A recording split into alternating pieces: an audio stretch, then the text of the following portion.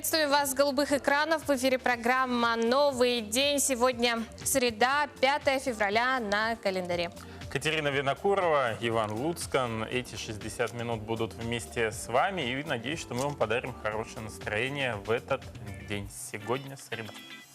Так, мы сегодня для начала разомнемся и сделаем зарядку вместе с нашим фитнес-тренером. Узнаем о мифологических якутских драконах. Расскажем вам, чем на досуге занимается наше старшее поколение.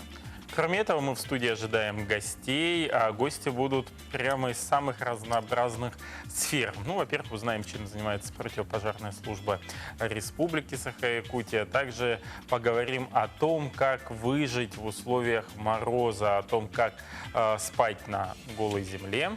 И об этом нам поделятся те, кто это, собственно говоря, испытал на своем опыте. Это гости из Польши, которые прошли путь от Аймикона до Якутска на велосипедах, пешком. В общем, ребят молодцы, и сегодня они расскажут об этом в студии. Также мы поговорим о работе микрофинансовых организаций, что это такое, с чем это, как говорится, едят.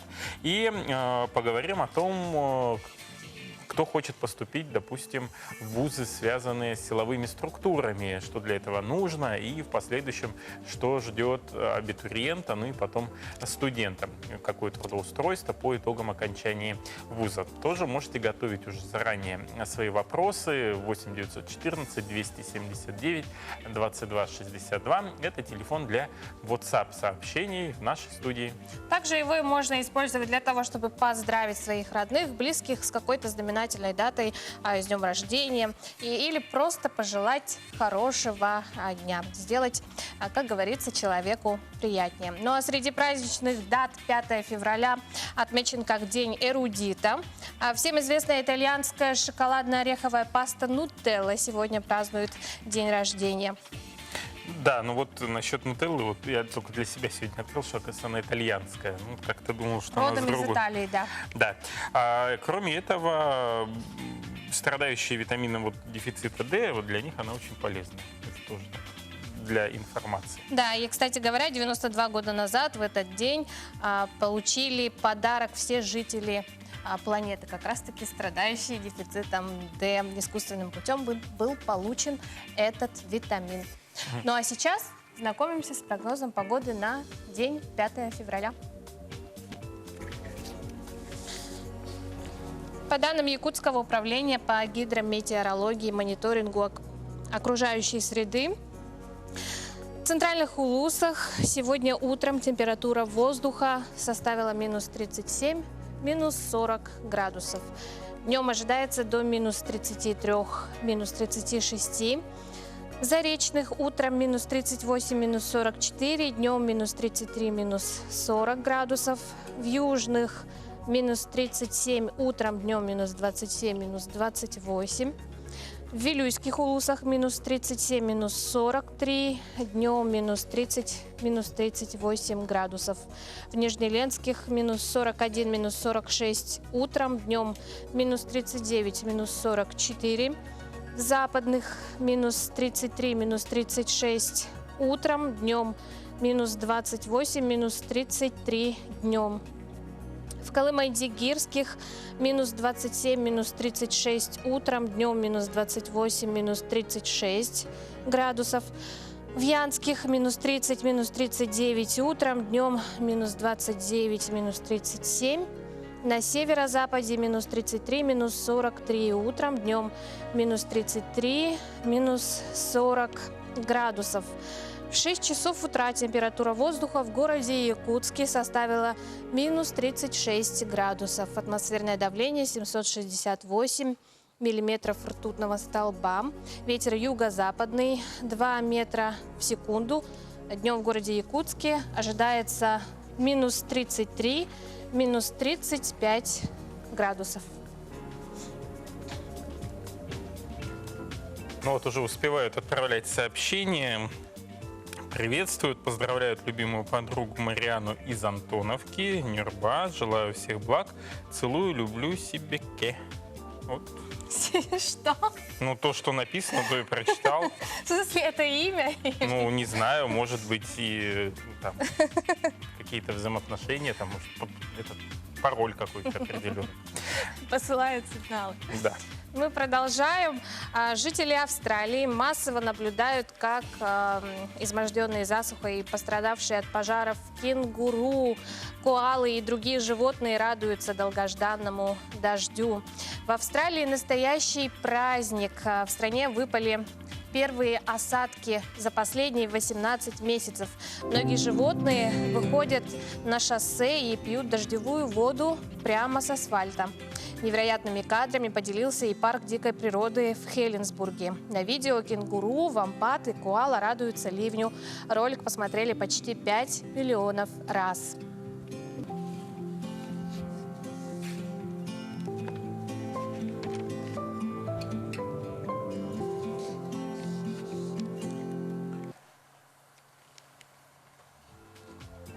Ну, по сообщению местных СМИ, за первые же сутки ливни погасили порядка 30 лесных пожаров и еще более 50 заметно ослабли, что значительно облегчило работу противопожарных служб. В результате лесных пожаров, которые известно длились в сентябре в Австралии, было сожжено более 20 миллионов гектаров земли. По оценкам экспертов, погибло около миллиарда животных, среда обитания разрушена. А из последних новостей жители Австралии массово делятся снимками того, как на обожженной земле, деревьях и пастбищах страны после дождя появляются первые ростки. На трогательных фото мы видим, как природа Австралии стала оживать. Настоящее торжество жизни над смертью. Ну, а вот тут уже увидим кадры следующей нашей Да, темы. в России тем временем уже цветут первые цветы. Аномально теплая зима привела к тому, что в палисадниках от Балтийского моря до Крыма выросли подснежники. Нежные растения можно увидеть в аптекарском огороде, который находится в Московском государственном университете Москвы.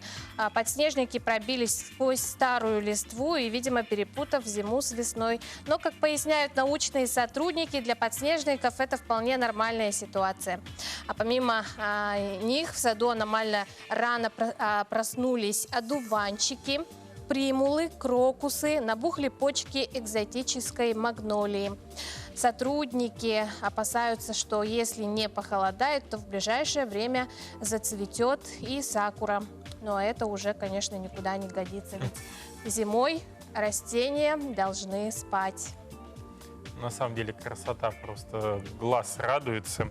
Ну, теперь перенесемся из европейской части России в Норильск. В европейской части у нас жаловались на отсутствие снега и слишком теплую зиму. И норильчане публиковали в соцсетях уличные термометры и откапывали из многометровых сугробов свои авто. В начале февраля на север Красноярского края пришли сильные метели со штормовым ветром, достигающим 30 метров в секунду. Снег забивался даже внутрь автобусов. Из-за плохой погоды дорожники закрыли трассу Норильск-Алыкель. Там машины, в том числе и грузовые, просто сносило в кювет. Городской аэропорт тоже, конечно же, остановил свою работу. Ну вот нас, конечно, минус 40 не напугаешь, а вот снегами, да, Якутск такого обычно обилия снегопадов не видел. Но на северах у нас метели похлеще. Я, кстати, почитала даже в комментариях, норильчане между собой шутят. Главное не перепутать, какой из сугробов твоя машина. Ну, если еще и дом перепутал, то еще веселее. Зашел, а там тебя в гости ждет кто-нибудь. Ну ладно, значит, это вот такая небольшая краткая информация. Двигаемся далее. Катерина сказала в начале нашего эфира, что мы сегодня будем заниматься зарядкой. А вот интересные факты о зарядке, которые удалось найти в интернете. Достаточно всего 10 минут гимнастики, чтобы в организме начал вырабатываться гормон радости под названием эндорфин. Можно прогнать весь негатив с помощью нескольких упражнений. Да, зарядка очень полезна всем, особенно людям за 30, потому что большую часть времени они проводят за сидячей работой, впоследствии чего мышцы недополучают питание, ухудшается состояние позвоночника. А регулярно выполняя гимнастику, связки и мышцы насыщаются питательными вещами и кислородом. Улучшается самочувствие. Да, еще один из таких советов простых – это необходимо после пробуждения выпить стакан воды. Во-первых, он запускает все процессы в организме, да, и способствует его быстрому пробуждению. Ну и, собственно говоря, сама зарядка пойдет легко и непринужденно.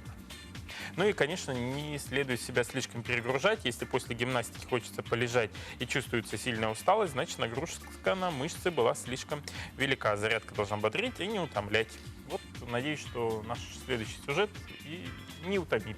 Да, предлагаем вам сделать телезрителей. зарядку этим утром вместе с Леонидом Самелем. От комода, от стула, если он устойчив, можно выполнять отжимания на коленях.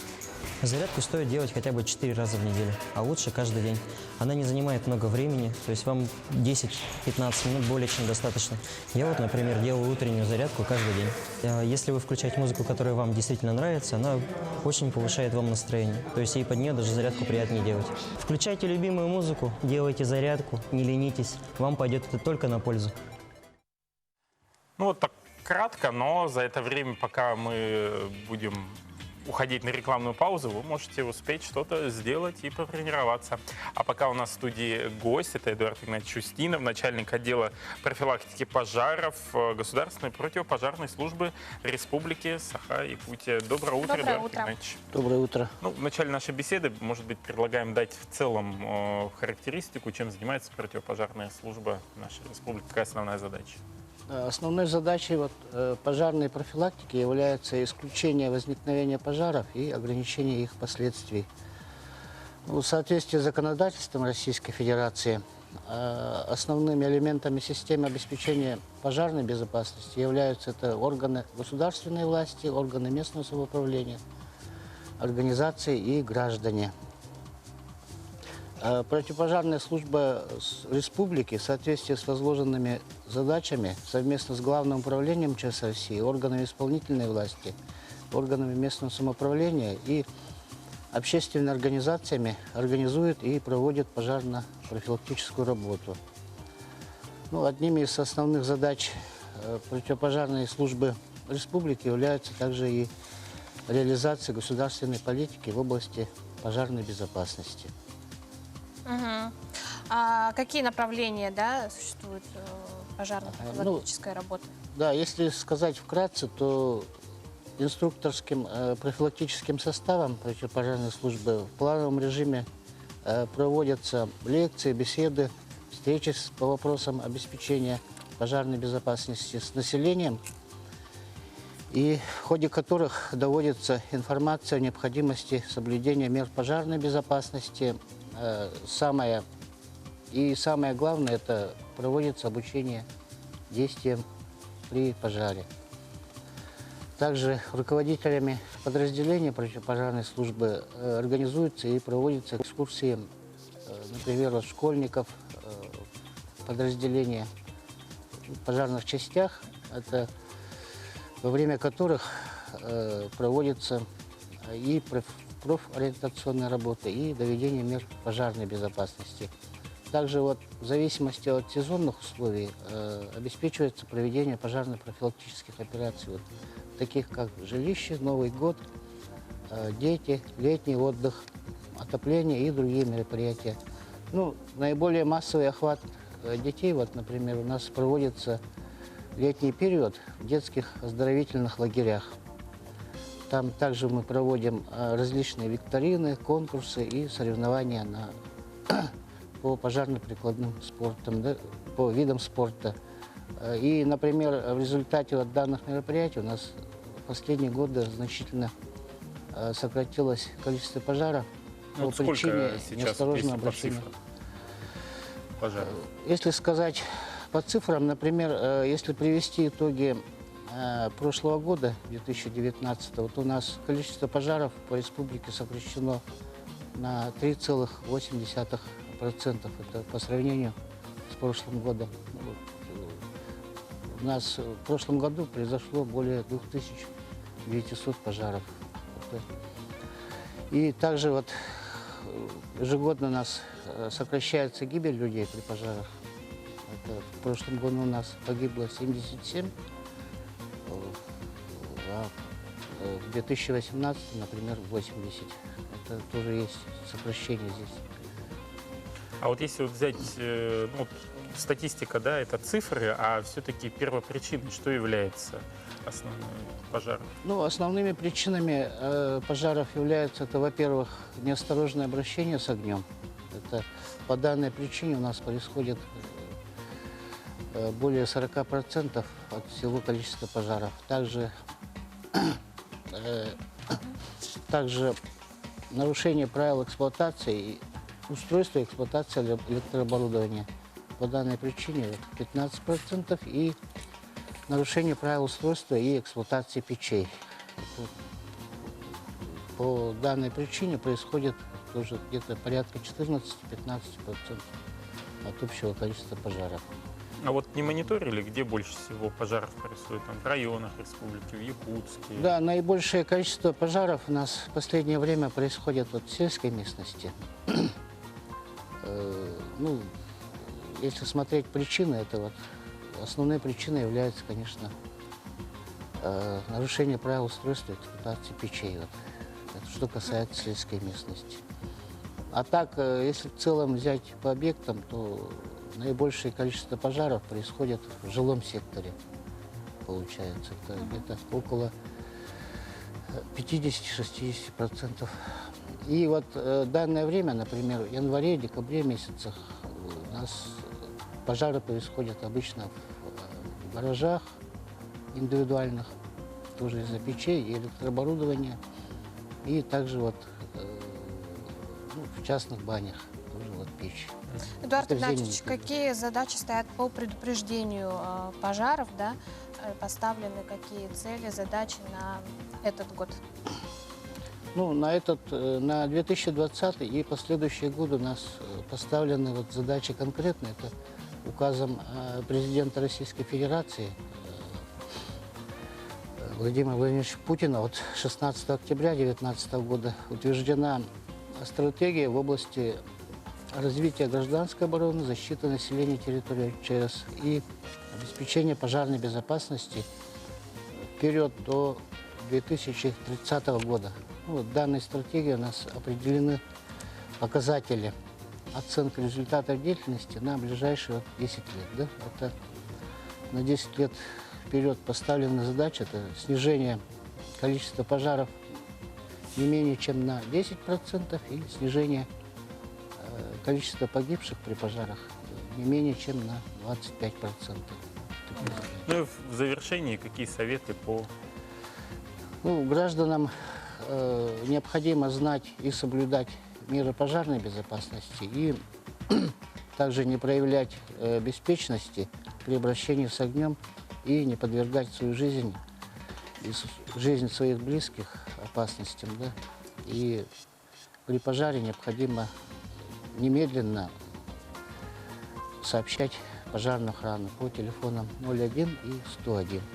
Спасибо большое, Эдуард Игнатьевич, что подошли к нам в студию, поделились информацией о работе противопожарной службы. Ну, главное пожелание, наверное, чтобы те задачи, которые были поставлены по снижению количества пожаров, они исполнились в 2020 году, и цифра стремилась к нулю. Спасибо. Спасибо, мы продолжаем наш эфир. Да, у многих народов мира существуют рассказы о мистических и таинственных драконах. В якутской мифологии они также были, но никто не знает, как они выглядели. Кстати, у вас есть прекрасная возможность самим придумать образ якутского дракона.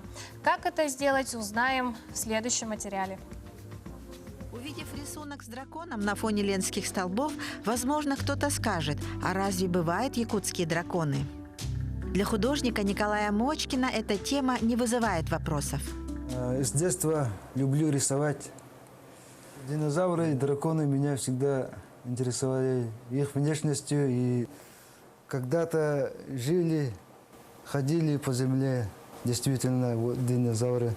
И это очень завораживает и удивляет меня. Николай – автор рисунка, ставшего символом CG-арт конкурса для художников под названием «Мой личный дракон». В этом году под таким же названием состоится премьера документального фильма об экспедиции палеонтологов в поисках динозавров в Якутии. Родилась идея о том, что необходимо говорить не только о динозаврах, но еще и о мифологической составляющей этой темы о драконах Якутии. Эта тема оказалась очень новой, очень сложной, потому что перед нами была поставлена задача для фильма найти информацию об упоминаниях драконов в мифологии, в Олонхо. Дракон – это очень древний, у всех почти народов. А в традиционном Олонхо вот эти абасы, например, рукопашную дерется с богатырем, да? Или в обличии этого трехглавого змея дышит огнем. Художник Николай Мочкин образы своих драконов черпает из массовой поп-культуры, но в будущем у него есть желание создавать эпических героев. Есть такие идеи сделать работу в нашем Олонхо. Я со временем готовлюсь к этому. CG-арт – это компьютерная графика, да? То есть это абсолютно цифровое искусство, и не только маститые уже профессионалы, художники, которые работают в этой технике, могут принять участие, но еще и дети. Потому что сейчас для каждого ребенка CG – это достаточно близко уже. Да? Также будут приниматься от детей рисунки достаточно традиционного нашего формата на бумаге. Для всех, кто любит рисовать и интересуется темой якутских драконов, следите за информацией о конкурсе «Мой личный дракон» на сайте Министерства культуры и духовного развития республики. Придумайте своего дракона и отправляйте рисунки на электронный адрес, указанный в титрах. Да, спасибо. Ну а мы продолжаем нашу работу. На студии еще один гость. Это Ольга Петровна Прокопьева, исполнительный директор кредитно-потребительского кооператива Центра финансового содействия РГС Кредит. Вот так все сложно, но на самом деле первый же вопрос. А что такое вообще кредитный кооператив? Кредитный кооператив – это альтернатива банку. Кредитный кооператив в нашей стране, в России, начал работать в 60-х годах 19 века. И тогда кооперативы создавались для того, чтобы некоторые люди откладывали деньги на проценты, а некоторые брали взаймы. На сегодняшний день РГС Кредит работает по такому же принципу. У нас часть людей копит деньги под проценты, а некоторые люди решают свои финансовые вопросы с помощью наших займов. Вот. Альтернатива банку, вы сказали, Да, но тем не менее, альтернатива чем банку. отличаются от банков и от других? Микрофинансовых организаций. Ну, я скажу, что наши клиенты нас выбирают из-за того, что мы работаем очень быстро. Рассматриваем, например, заявку на займ в течение 1 дня. И при одобрении нашего кредитного комитета человек может получить нуждающему ему сумму за 1 день. И тем самым он может решить свои финансовые какие-то вопросы, которые у него возникли. Вот. Ну вот если по суммам, да, взять, от скольки до скольки может человек претендовать, что для этого нужно, возможно, какие-то документы подтверждающие. Хорошо. Вообще мы работаем, как кооператив, у нас все клиенты, они должны стать пайщиками. Для этого они платят 2 взноса, вступительный обязательный взнос и вступительный паевый взнос. Эта сумма 1100 рублей всего лишь, из них 1000 рублей при выходе из кооператива возвращается человеку. Паспорт, СНИЛС и ННН с собой должны взять те, которые хотят стать нашим пайщиком, и говорят, мы хотим либо займ, либо у вас положить деньги на то, чтобы накопить, на личный, открыть договор личных сбережений. Вот. То есть, получается, можно как бы взять в долг, под проценты, да? Или же можно положить, если у тебя есть деньги, да, и тоже можно под проценты. Да. А вот процент-то сколько, где и как? Сейчас по личным сбережениям действует ставка 11,25. Эта ставка у нас выходит от ключевой ставки Центрального банка России. Ключевая ставка Центрального банка сейчас составляет 6,25. Но 7 февраля будет рассмотрение данной ставки. Каждые 7 недель Центральный банк рассматривает оплачивает ключевую ставку, и получается, наши ставки тоже меняются по сбережениям и по займам тоже. А по займам самый такой хороший процент – это 17% годовых, но у нас действует дифференцированная плата платежа, поэтому у нас уменьшается проценты, поэтому платеж уменьшается ежемесячно, и переплата не такая большая выходит. Суммы от 30 тысяч до 700 тысяч физическим лицам. Это вот займ, то, что можно Да, взять. займ. Вот вы как раз сказали про ставку рефинансирования.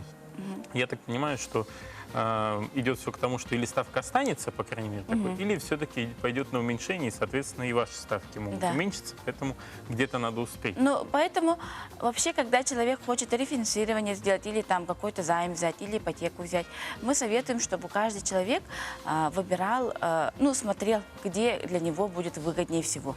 Мы не говорим, чтобы они к нам бежали или нет. Но вообще каждый человек имеет право на выбор, поэтому каждый человек сам выбирает, куда и обращаться. Вот где вы располагаетесь? Мы располагаемся в двух офисах. Это Алмосова, 18, кабинет 3/4, и Аюнского, 4, 3 этаж. Помимо основной работы у вас также имеются социальные проекты. Что это за проекты? Расскажите. С июля 2018 года у нас работает школа успешных людей, где мы приглашаем разные личности нашего города, известных людей, и они рассказывают о своем успехе, о том, как открывать, наверное, бизнес, ну, как вообще работать в бизнесе. И есть еще один социальный проект «Бриллиантовый возраст». Это для людей золотого возраста, от 55 и старше. Мы для них проводим ежемесячно различные мероприятия. На эти мероприятия может приходить любой человек, не обязательно пайщик, поэтому следите за нашими новостями на наших страницах и узнавайте у нас по телефону. А сколько лет уже работает Аргоскредит? Аргоскредит работает с 2014 года, 24 марта. Сейчас мы работаем в 9 районах нашей республики, и 2 офиса у нас в городе Якутске. В каких районах? Нюрбинский, Вилюйский, Жиганский. Вот недавно открыли его на этой неделе. Белая гора, Батагай, Среднеколымск, Оленек и Майя. И в городе Якутск у нас 2 офиса. Ну, безусловно, да, люди всегда переживают за свой вклад и так далее. Ну, какие-то гарантии, возможно, есть. Вот ну вот, как я говорила, мы предоставляем 2 вида услуг. И у нас создан фонд взаимопомощи пайщиков, где некоторые люди откладывают деньги, а некоторые люди берут займы. Те люди, которые берут у нас займы, проходят у нас проверку. Ну, конечно же, мы смотрим кредитную историю, потому что тот человек, который взял деньги, он должен обязательно его вернуть. Потому что это деньги наших сберегателей, которые открыли деньги, ну, чтобы открыли договор для того, чтобы копить. И деньги должны возвращаться. А также наш основной партнер – это EPL, компания EPL, с которой мы сотрудничаем уже 2-й год. И эти данные, в компании EPL работают много-много франчайзиков. Ну, то есть франчайзи, которые купили франшизу EPL и работают. И магазинов по всему миру EPL сейчас 200 штук. Вот. И эти люди нам возвращают наши деньги, которые у нас взяли взаймы. Поэтому такая вот гарантия. А сегодня пайщиком может стать кто угодно? Есть ли какие-то предложения Нет. выгодные для студентов, пенсионеров? Все, кто желают, хотят копить, они могут стать нашим пайщиком. Или те, кто хочет взять займ, тоже становятся пайщиком. Давайте напомним адрес Аргоскредита. Амосова, 18, кабинет 3/4. Это вот офис рядом с площадью Ленина. И Аюнского, 4. Спасибо, Спасибо Ольга. большое, Даша. Напомним, у нас в гостях был исполнительный директор кредитного потребительского кооператива «Центр финансового содействия Аргоскредит» Ольга Прокопьева. Ольга, удачного дня, Спасибо плодотворной вам работы. Да, хочется напомнить, что у нас телефон студии остается прежним. 8 914 279 22 62. Отправляйте свои сообщения. По возможности мы их зачитываем. Ну а пока рекламная пауза на нашем канале.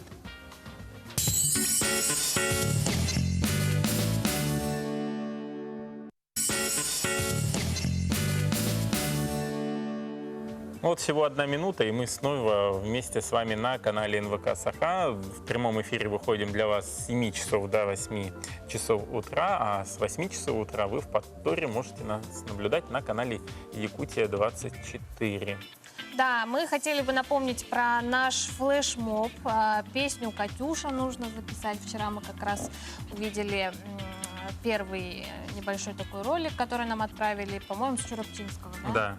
С Чурапчинского улуса. Активно присоединяйтесь к флешмобу, отправляйте видео.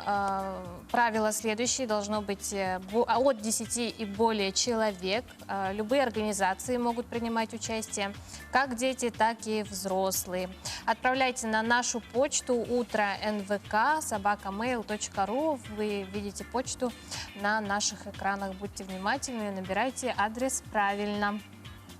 А также вместо модных мелодий на телефоне может быть музыка победы. Национальная вещательная компания запустила челлендж в честь 75-летней годовщины победы. Якутянам предлагают установить на свой телефон в качестве мелодии одну из песен военных лет, тем самым приобщиться к истории победы.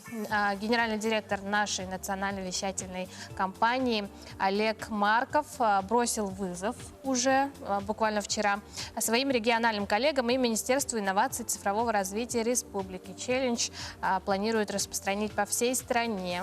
Все, что нужно для участия: скачать песню из iTunes или Play Market для владельцев Android и поставить вечный шлягер на звонок. Да, интересная акция, потому что она призвана как раз-таки напомнить о великой дате 70-летия Победы, ну и, естественно, песни тех времен, чтобы звучали в ваших телефонах. Ну а пока новости на нашем канале. Оставайтесь с нами.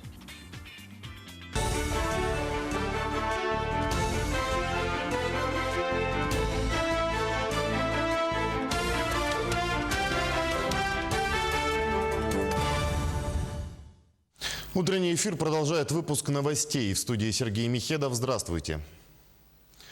Промышленный рост на Дальнем Востоке превышает среднероссийские показатели в 2,5 раза. Такие данные привел глава республики Айсен Николаев в эфире программы «Якутия вперед» на телеканале «Якутия-24».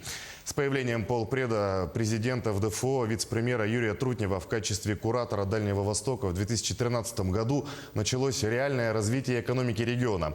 По итогам последних лет промышленный рост в субъекте в среднем в 2,5 раза превышает средний по стране. Республика по этому показателю является одним из лидеров на Дальнем Востоке и в стране. В Якутии промышленный рост по итогам 2019 года составил 12%, отметил Айсен Николаев. Также глава Якутии сообщил, что проезд по Ленскому мосту в Якутии для легковых автомобилей будет бесплатным. Это одно из базовых условий реализации концессионного соглашения по строительству объекта.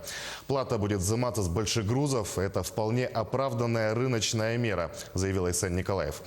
Он напомнил, что документ на реализацию проекта еще не подписан. Победителем конкурса на строительство моста стал консорциум группы ВИЗ и госкорпорации Ростех.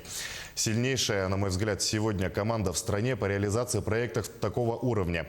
Именно по концессионным соглашениям в части транспортной инфраструктуры, подчеркнул глава республики. Тем временем 54 центра цифрового и гуманитарного образования «Точка роста» уже созданы в республике в рамках национального проекта образования. Помимо этого, на базе СВФУ открылся Дом научной коллаборации Соломонова. Об этом рассказал министр образования и науки республики Владимир Егоров. Ведомство будет реализовывать обозначенные в послании президента проекты, такие как школьное питание, классный руководитель. Кроме того, планируется запуск в республике федеральной программы «Земский учитель», которая направлена на обеспечение педагогическими кадрами сельских населенных пунктов. В нашей республике на последующие 3 года выделено 50 мест, из них 19 уже на текущий год. Надо сказать, что требования достаточно серьезные. В первую очередь учитывается профессионализм этого учителя, то есть стаж работы, категория и так далее. В числе прочих также критериев имеется преимущество, если выпускник данной школы приходит работать в эту школу. Вот. Учитель должен отработать как минимум 5 лет, нагрузка у него должна быть не менее 18 часов. Вот. И получает он единовременное компенсационное пособие 2 миллиона рублей, которые он может потратить по своему усмотрению. В преддверии Дня науки, который в России отпразднуют 8 февраля, в Академии наук Республики прошла научно-популярная лекция с участниками экспедиции на остров Котельный. На протяжении 2 лет археологи занимаются палеонтологическими раскопками на архипелаге в Северном Ледовитом океане. Во время раскопок были найдены останки мамонта малой формы, которого между собой ученые прозвали «золотым». Примечательно, что в лопаточной части туши был обнаружен обломок наконечника костяного дротика, с которым животное проходило около 5 лет. В апреле этого года ученые снова собираются отправиться в экспедицию. Какие открытия ждут их в следующий раз, узнаем по их возвращению. В 2018 году, когда мы были в августе месяце, мы осмотрели, где она лежит, примерно какое вот пятно там у него, целый, не целый, вот, и взяли на пробу волосы мамонта этого. И когда вот взяли вот клочок шерсти, и на солнце, когда вот заиграло там золотым, ну, таким переливом и золотыми этими лучами, и от этого вот дали имя «Золотой мамонт». В апреле мы хотим снова поехать туда и извлечь этого мамонта из-под льда. Но планируем, но время покажет. Оставайтесь на нашем канале, впереди еще много интересного.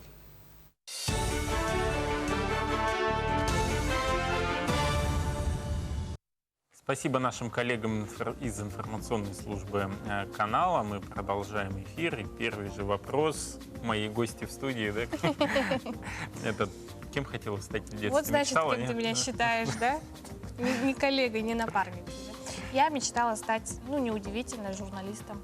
Что, сразу с детства? Да, вот с 5 класса у меня была твердая мечта стать журналистом. У меня мечты разные были. И врачом это уже ближе к осознанной жизни я подошел, а так и ученым там, и даже хотел в органах служить. А я вот так, представляешь, перед зеркалом сидела и репетировала. Да, в Веду я зеркало новый день, да? смотрелась. Ну, не новый день, конечно, но, по крайней мере, новости точные я вела. Ну вот, это мы к чему? К тому, что у нас сегодня в гостях капитан Росгвардии, начальник отдела учета по комплектованию штаба управления Росгвардии по Республике Саха-Якутия Асташкин Антон Геннадьевич. И поговорим мы с ним как раз-таки о подготовке наших силовиков, те, кто в последующем планирует пойти на службу, к примеру, в ту же самую Росгвардию. Доброе утро, Антон Геннадьевич. Доброе утро. Ну, где наши ребята, абитуриенты, могут обучиться, да? В каких заведениях войск Национальной гвардии? На сегодняшний день войска Национальной гвардии подготавливают офицеров в 4 высших образовательных учреждениях. Это находится в Новосибирском военном институте, Саратовском военном институте, Санкт-Петербургском военном институте и Пермском военном институте. Новосибирский военный институт подготавливает специалистов по программам правового обеспечения национальной безопасности и переводоведения. Саратовский военный институт подготавливает по специальности про национальную безопасность, соответственно, как в Новосибирском военном институте. Санкт-Петербургский военный институт подготавливает то же самое национальная безопасность и также подготавливает психология служебно-боевой деятельности. Более разнообразные специальности – это в Пермском военном институте. Подготавливают как специалистов связи, тыла, также артиллерийского вооружения и кинологов. Какие экзамены, да, необходимо сдать при поступлении? Необходимые экзамены. В каждом институте, соответственно, на разные факультеты будут разные экзамены. Но основными это русский язык, математика, обществознание, иностранный язык и физика. А вот есть какие-то минимальные баллы для того, чтобы, ну, по крайней мере, можно будет надеяться, что, возможно, ты попадешь? Да, конечно, они имеются. Более подробную информацию можно будет посмотреть на сайтах этих институтов, либо на нашем официальном сайте Росгвардии. Ну, предположим, да, что я вот такой грамотный, да, там, знаю обществознание, еще и на английском, допустим, могу говорить, по математике, по физике все посчитал, а подтягиваться не могу. Сколько надо подтянуться? Необходимо подтянуться на результат отлично, это 11 раз, на хорошо 10, на удовлетворительно это 9 раз. Не сдам. Не дотяну я до 11 раз. А вот кроме того, где еще можно пройти какую-то подготовку или, может быть, где-то заранее какие-то курсы есть? Заранее никаких подготовительных курсов нет. соответственно, конкретно для поступления в высшее образовательное учреждение требуются молодые люди, граждане, соответственно, Российской Федерации в возрасте от 16 до 22 лет, либо граждане, окончившие учебные образовательные учреждения по образованию среднее специальное получили, и также которые служили в рядах вооруженных сил в возрасте до 24 лет. А вот это обязательное требование по поводу? Нет, это требование не обязательное.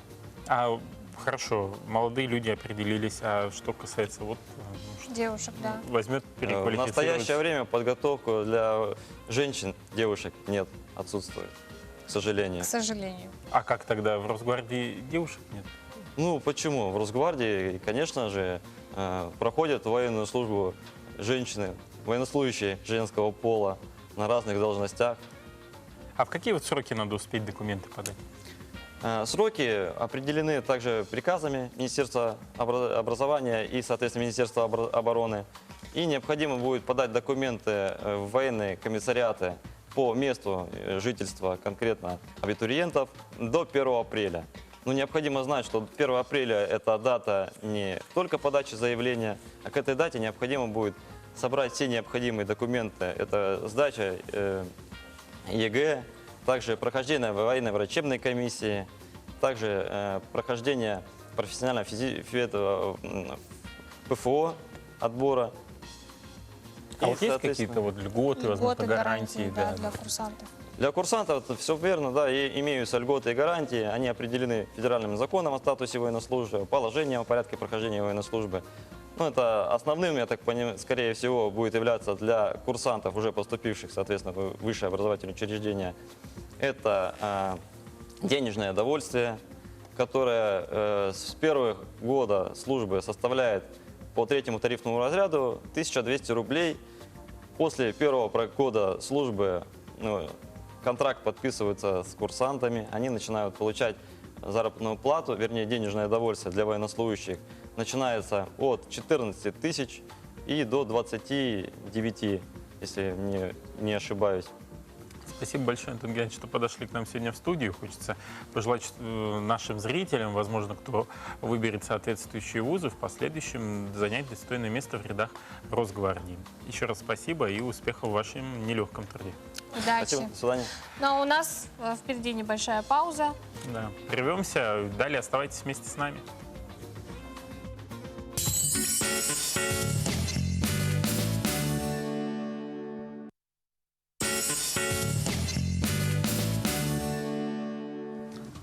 Доброе утро. 2 минутки прошли очень быстро. Мы продолжаем наш эфир и продолжим мы его с... Прогнозы погоды на день 5 февраля.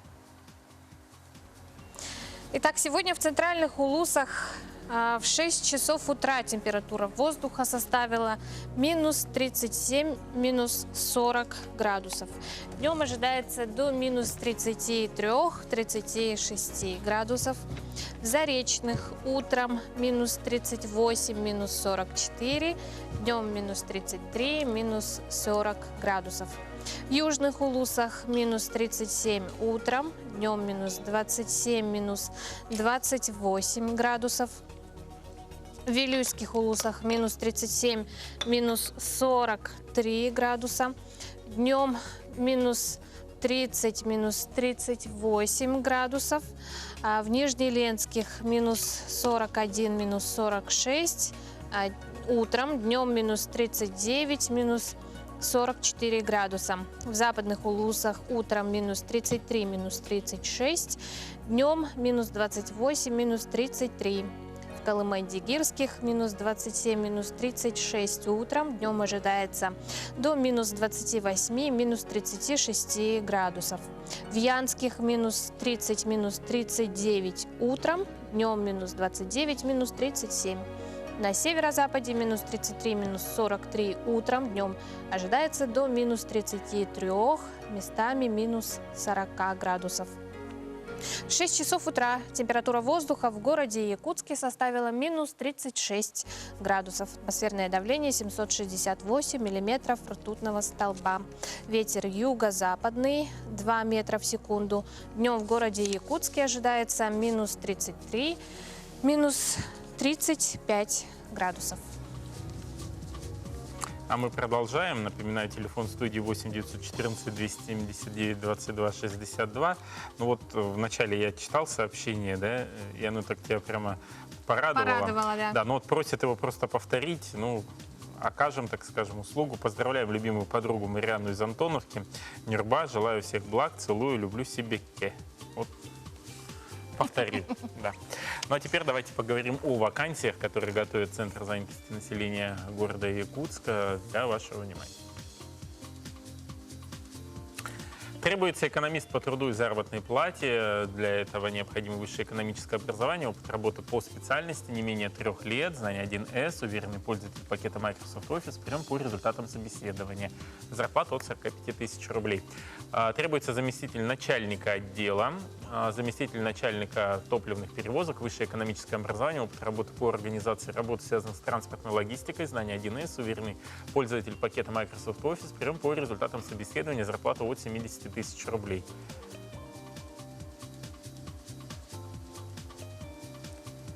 Требуется диспетчер по обеспечению питания пассажира, диспетчер цеха бортового питания. Высшее среднее профессиональное авиационное желательно образование, знание первичной документации, зарплата от 30 тысяч рублей. Если вас заинтересовали эти вакансии не только, вы что-то хотели сказать, Екатерина? Пожалуйста. Продолжайте, пожалуйста. Ага, то вы можете обращаться на Петра Алексеева, 19, бюро 3 или в Центр занятости населения города Якутска. Ну а сейчас, прямо сейчас, команда экстремалов из Польши гостит в нашей студии. Ребята проделали большой путь, Аймикон, Якутск, не на машинах, да, а практически пешком. Да, на велосипеде и во время поездки чего только не было. Об этом они более подробно сами расскажут. Я готов их представить. Это Вовжинец Куц, он руководитель проекта, Валериан Романовский, велосипедист-экстремал, и Петр Марчевский, инструктор по выживанию. Доброе утро. Доброе утро. Да, ну, самый первый же вопрос, который возникает, с чего все начиналось-то? Да. Мы не первый раз в России, второй раз в Якутии. В 2017 году с Валерианом мы подготовили проект «Самое длинное расстояние в езде на велосипеде во время 2 суток». И мы это сделали в Аймяконе. А почему на велосипеде? Ну, потому что Валериан – это велосипедист. Велосипедист. А в каком году вы были в Якутии? Тоже в январе и в феврале. В 2017 году, да? Да. А тогда были как, пешком, не знаю, там, на самолете, на машине? Да, прилетели, конечно, на самолете, добрались до Аймякона на машине, а потом Валериан ездил вокруг деревни. Сколько дней вы добирались с Аймикона до нашей столицы? В этом году мы делаем проект, конец проекта, который мы совершили в 2017 году. Это проект освоения холода, и он состоит из 2 частей. Одна – это езда на велосипеде в экстремальных условиях Якутии, а вторая часть – это путешествие пешком через Верхоянские горы. Вот что больше всего понравилось в путешествии, которое вы совершили в этот раз? Ну, конечно, мы сюда проезжаем, потому что здесь мороз и холодно. Мы такого мороза искали. И когда мы выезжали за Аймякона, тогда мы имели 60 градусов, это нас очень порадовало. И Петр вышел 2 сутки передо мной пешком, потому, конечно, что пешком человек идет гораздо медленнее. И в сумме Петр прошел более 160 километров, а я проехал 360. И мы в течение этого времени сделали такие дистанции. А вот как готовились? Потому что, понятно, минус 60, техника в любом случае, даже любой хороший велосипед, он замерзает. Резина замерзает, цепь замерзает, там, не знаю. Конечно, мы готовились больше 3 года. Мы там имеем разные термоклиматические камеры, где мы заказываем условия такие, как в Аймяконе. Например, минус 50 градусов. И в таких условиях мы живем и тестируем одежду, велосипеды, еду, или можно спать. Тоже мы сделали несколько рекордов Гиннесса во время подготовки к этому выезду в Аймякон. Мы сделали рекорд везде велосипедом и ходьбы вместе с Петром в температуре от 100 градусов даже до 160 градусов. Мы в такой камере провели 8 часов. Потом тоже мы сделали рекорд в маршировании, чтобы тоже организм соответственно подготовить этому проекту. Закалывались, да? Так, конечно. Ага. Но потому что теперь в этом проекте мы ночевали в лесу без палаток, только в спальниках. Поэтому организм надо было закалить. А что за спальники такие были? Что просто... Не, ну, спальники были обыкновенные, они предназначены для температур минус 30 градусов. Но мы так подготовлены, что мы в состоянии в таких спальниках жить в температуре даже минус 60. Все-таки сколько дней прошло от Аймякона до Якутска? Это 4 сутки, потому что мы имели 5 суток, чтобы совершить этот проект. Имели подписаны договоры с туристической компанией и с компанией, которая снимала, и поэтому должны были после 4 суток окончить проект. Надо подчеркнуть, что нам не удалось с Аймякона доехать или добраться до Якутска, только сделать дистанцию, расстояние, о которых друзья Ну, вот сказали. у нас данные есть, что на велосипеде, Валериан, вы проехали 361 километр, а Петр прошел 151 километр. Да. Петр, а почему вы не на велосипеде? Dlaczego nie na rowerze? Nie na rowerze. Ponieważ ja lubię podziwiać przyrodę, gdy chodzę, oglądać ją, kiedy chodzę. Потому что Петр любит видеть природу, когда идет пешком. Он тогда чувствует это более природу, как на велосипеде. Poza tym przejście 50 kilometrów samotnie wśród tej przyrody to jest wręcz niemożliwe.